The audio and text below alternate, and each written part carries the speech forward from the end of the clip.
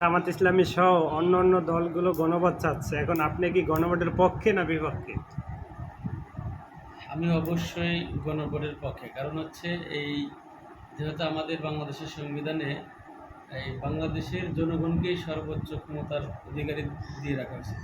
তাহলে বাংলাদেশের বেশিরভাগ মানুষ যেই পথ অবলম্বন করে যাদেরকে বাছাই করবে তাদের সিদ্ধান্তকেই মূল প্রাধান্য দেওয়া হবে।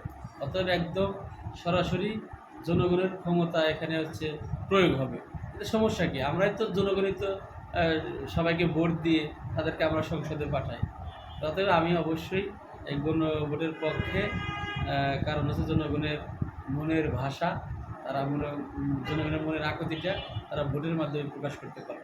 এই জন্য আমি গণভোটের পক্ষে। গণভোট এটি হচ্ছে মানুষের একটি মৌলিক অধিকার। গণভোট জামাত ইসলাম সহ যে দলগুলো চাচ্ছে আমি তাদের সাথে একমত পোষণ করছি। কারণ গণভোট গণতন্ত্রকে শক্তিশালী করে যদি সেটি স্বচ্ছ, সঠিক এবং তথ্যপূর্ণ পরিবেশে সম্পন্ন হয়।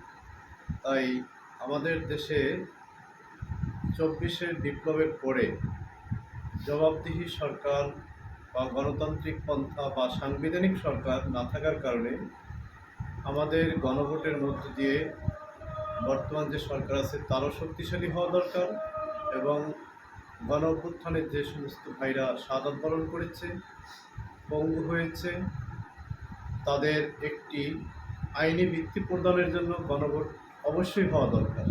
এটি আমার মত।